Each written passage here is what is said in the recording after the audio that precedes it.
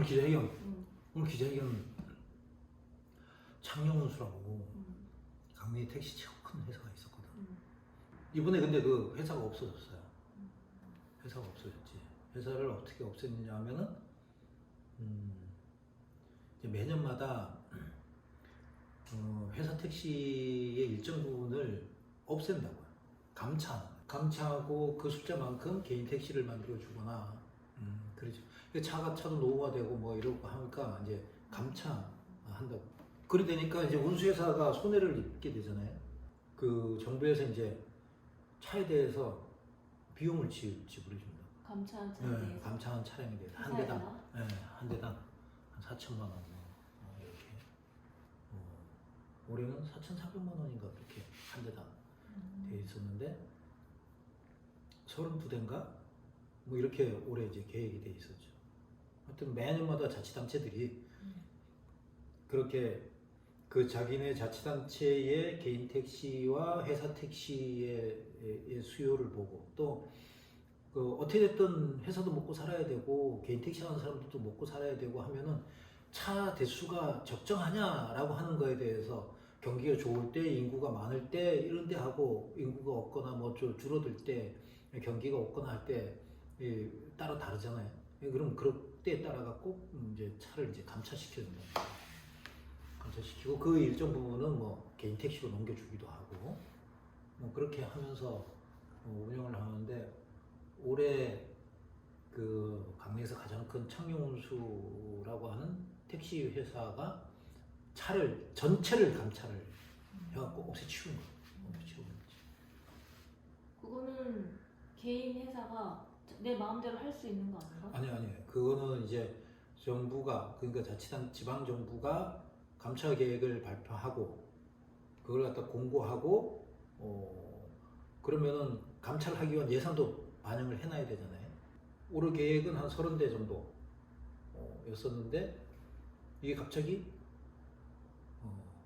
91대, 90대가 넘어버린 거죠. 창녕운수. 네, 창녕운수 91대를 전체를 다 감차해준 거예요. 그럼 얼마야? 네. 그래서 그 돈이 얼마인가 하면 49억 5천. 49억 5천을 강릉시 예산으로 근데 줬어요? 문제는 뭐냐면 강릉시 예산이 없었다는 거죠. 그럴 계획이 없었으니까. 그럼 그러니까 이제 작년 연말에 이제 올해 예산을 만들잖아요. 만들 때에 그럴 계획이 없는 거지. 당초 계획이 아까 내가 30대 정도라고 그랬잖아요. 그럼 그 예산만 있는 거죠. 예산이 없으니까 시장이 사전에 의회 의장단을 만나러 가서 야 이거 감찰을 할 테니까 이번엔 예산이 없어.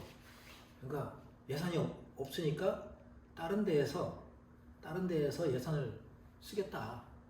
그리고 일회 추경 때 그 예산을 세워줘. 이렇게 된 거죠. 그래 되니까 어떻게 되는가 하면 회사가 차가 없으니까 폐업을 해버린 거잖아요. 그러니까 차를 없애고 사장은 돈을 받고 49억이라는 돈을 받고 회사는 없어지고 그래 돼버린 거지. 그러면 거기 있던 종사자들은 갈 데 없고 나왔고 근데 이게 더더욱 내용을 보면은 더더욱 좀 희한한 게 나온단 말이에요. 뭐냐면 이 회사가 소송을 하고 있었어요. 감차하기 전에? 네, 감차하기 전에 거기에 있던 운전하시던 분들이 노동자들이 회사를 상대로 소송을 하고 있었고 최저임금을 위반했다 하는 거 한 가지 하고 유류비 기름이 들어가야 되는 거잖아요. 차로 운전하면 그 유류비를 운전기사들한테 전가를 시켜는 이 두 가지를 가지고 소송을 하고 있었는데 이 소송이 대법원에서 이 사람들이 이겼어. 이긴 거야. 이게 만약에 전체의 소송으로 들어가게 되면 회사가 심각한 문제가 되는 거고 또 회사의 이런 그 문제와 관련해서 시에 계속해서 문제 제기를 하고 확인을 하고 하는데 시가 확인을 하고 하게 되면 1차, 2차, 3차 이래가지고서 나중에 가면은 회사에 영업 정지가 들어갈 수가 있는 그런 상황이에요. 그러니까 영업 정지나 이런 게 들어가고 그 다음에 이 회사가 그런 걸 다 위반했기 때문에 영업 정지가 들어가고 정확하게 규정대로 진행을 하고 했으면은 45억 5천만 원이 안 들어가고 회사가 정리되는 그런 상황이고 오히려 이 창경운수 쪽에서 기사들한테 운전하시는 분들한테 돈을 오히려 줘야 되는 상황이 오는 거지. 만약에 이게 제대로 정리가 되면서 문제가 되면은 회사를 운영하는 것보다 더 큰 손해가 날 가능성이 있었던 것 같고 보이니까 뭔 일인지는 모르지만은 강릉시장 김홍규가 시의회까지 쫓아가서 예산 이 감찰을 하겠다 갑자기 이 얘기를 하고 여기만 갑자기 숙수 91대 전체를 감찰 신청하고 그리고 해서 돈을 예산에도 없는 걸 확 주고 그렇게 진행했던 사건이지. 그럼 뭐 기자회견 말고는 방법이 없는 건가? 지금 현재로서는 뭐 나중에 가다 보면 여러 가지 방법이 또 강구를 하겠지. 강구를 할 거고 뭐 그건 조금 더 지켜보면 되지 않을까. 그러니까 일단은 돈을 받아야 되는 거잖아요. 돈을 어떻게 받을 거냐와 관련해서 대책을 강구해야 되고 두 번째는 강릉시는 책임이 없냐라고 하는 거잖아. 내 세금을 잘 집행하라고 뽑은 시의원들인데 대부분이 다 동의했다는 거 아니에요? 그렇지, 동의했지. 네. 49억 5천이라고 하는 돈을 갖다가 막 땡겨 쓰는 게 쉽지 않거든. 근데 만약에 의회에서 그 돈을 추가 예산 편성을 할 때 돈을 안 채워주면 빵꾸가 나는 거잖아요. 만약에 이게 의회에서 너 그거 못 해주겠어. 제대로 해.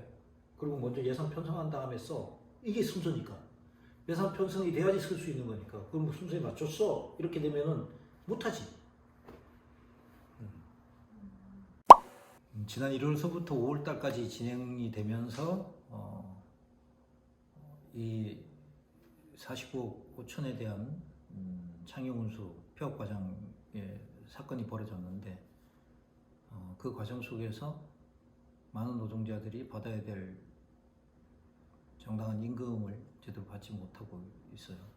그 문제가 일단 하나 해결해야 되고 두 번째는 이 폐업과 감차의 과정이 바르고 올바랐느냐라고 하는 것에 대한 검증을 해야 돼요. 거기에서는 책임져야 될 사람 강시장, 김홍규 강시장, 그 다음에 강시의회는 적절한 감시와 자기들의 역할을 했느냐 관련된 부분에서 우리가 분명하게 확인을 하고 그렇게 해서 국민의 세금이 올바르게 사용될 수 있도록 하는 방향으로 행정을 옮겨갈 수 있도록 우리가 다 같이 신경을 쓰고 바라봐야 된다. 그것이 오늘의 핵심.